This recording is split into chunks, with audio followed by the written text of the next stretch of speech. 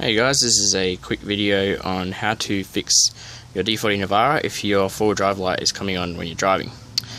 So you have three sensors on your transfer case. They look something like this, and what happens is when they get water in them, it corrodes the internals and they don't work, which sends a faulty signal to your dash and tells your car that you're in four-wheel drive when you're not.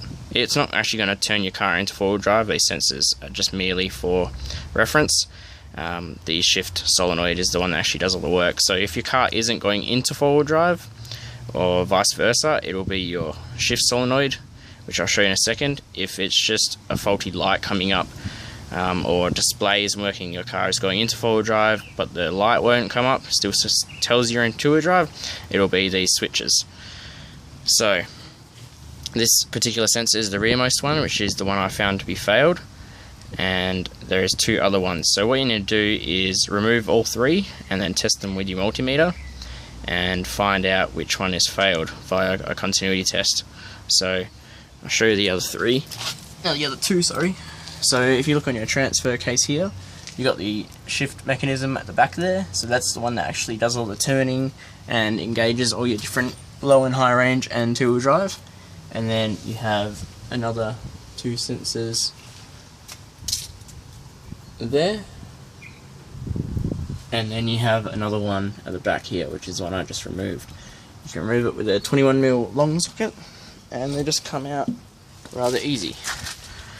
So now that we have removed, well, in this case I've just removed the one because I've already tested it and filled the transfer up with new oil. By the way, if your transfer has just been filled with new oil or whatever the reason is, you can remove these without draining the oil. For this rear one, I've just jacked up the rear of the car and no oil came out. But if you want to do the other two, either do it in two stages or only about, say, 100ml of oil will come out, so just get a top-up bottle from your auto store. But it only cost me $19 to fill up the entire transfer with ATF oil, so it's by no means a very expensive task to do this. So the sensor itself cost me $75 from my local Nissan dealership, and that's the one over there. So now I'm going to do a continuity test and I'll show you the difference, and you'll visually be able to see the difference in sensors. Okay, so first up we got the bad sensor, and we got continuity, as you can see. So what you're going to do is put the two needles in the top on the positive and negative of your switch, and as you can see we got no continuity when the switch is extended, and when we push it down we've got a very broken signal. It should sound, if I can get it,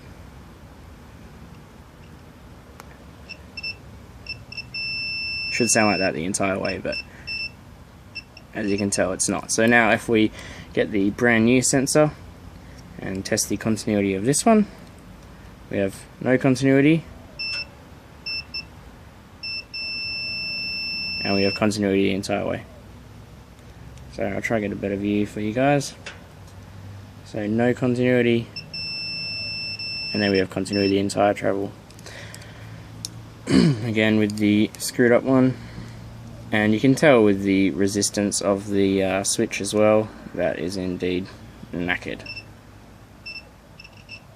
So what this will be doing with the broken signal is it'll be sending a false signal to the dash and telling your dash you're in forward drive. So what we're going to do is just replace it with a new one. You can take these apart and try clean up the corrosion and maybe make it work again, but I don't really think it's worth it. So I just replaced it with the new one. Just put a little bit of Teflon paste, some Loctite Teflon paste on the threads, and then wind it back in, let it dry overnight, and then should test out okay. So that's how to fix your faulty four-wheel drive light on your car, guys. Hope you enjoy the video, and I'll see you later.